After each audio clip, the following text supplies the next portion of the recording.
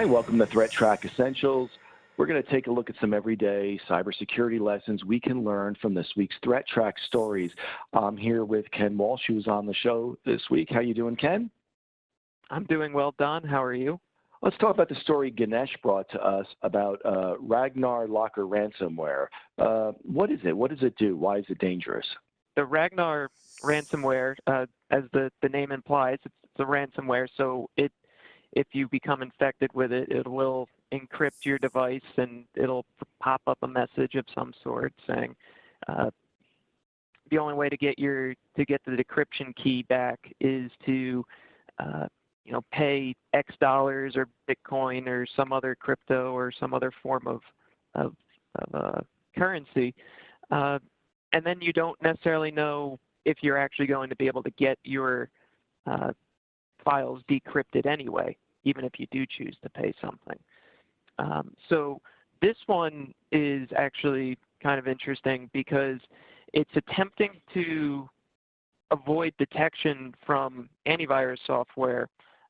So it's actually doing things using virtual images.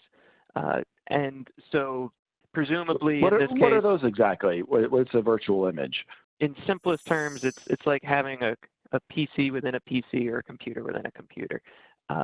So if you create one of these, you have to still put an antivirus onto it like you would on your actual PC, right? So if they're able then to spread this through a virtual machine, they being whoever's running this is then able to effectively avoid detection because, well, it can't look for it. Your antivirus might be able to scan and look on what you're doing on your desktop, but if there's a virtual machine or a virtual desktop behind that, that software isn't going to be checking there. So it just gives another way to hide for the ransomware. So what advice do we want to give people on how they can protect themselves from this?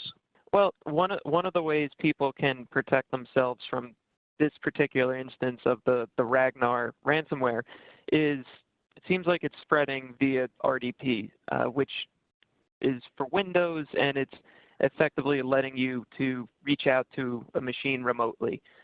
So if you have that disabled on the network from being able to RDP from the internet, so if you need to RDP, you do it locally on your network, but you don't allow RDP in, then you can't effectively get this particular ransomware. Also, just as antivirus updates its signatures, having updated antivirus on your machine at least allows for better chance to, if something does happen, that they can maybe detect it then. Okay, well, let's talk about the story you brought to us, which was about robocalls, or more specifically, the lack of robocalls. Tell me about that.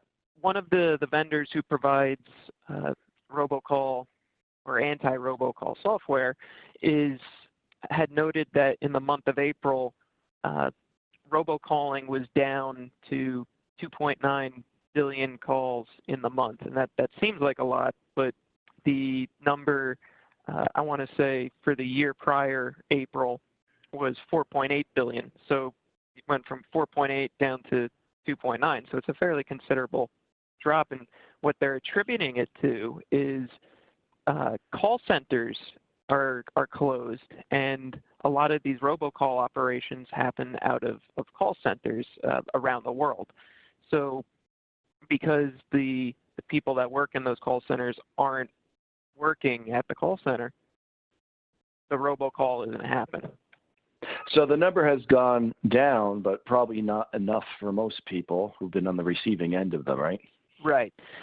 So anyone who's probably gotten a robocall since all of these lockdowns have started, probably saying, well, I still get them. The numbers aren't going down because every time anyone gets a robocall, it's probably annoying, it's frustrating, takes away from your day.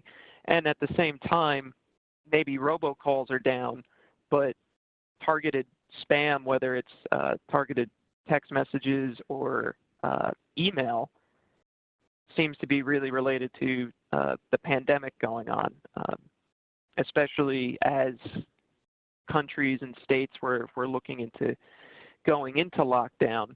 I mean, I remember a couple months ago the text message going around saying the president's going to lock everything down. You have to get everything, all supplies now, send to, and it of course originated from a friend of a friend who knows a guy who works somewhere that has access to this information.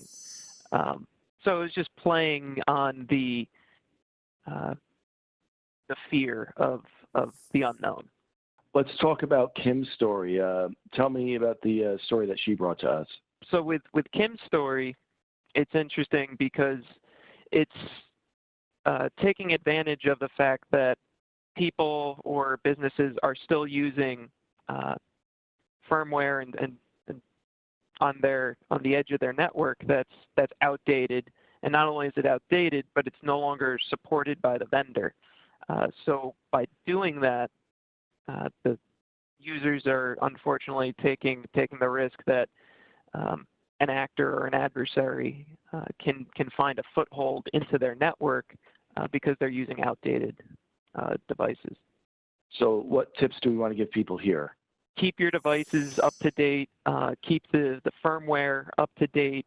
If you see that a device that you're using in your network is end of life, and what would be even worse is no longer supported by the vendor, you need to be able to put a plan into place to make those updates where you need it and maintain good security.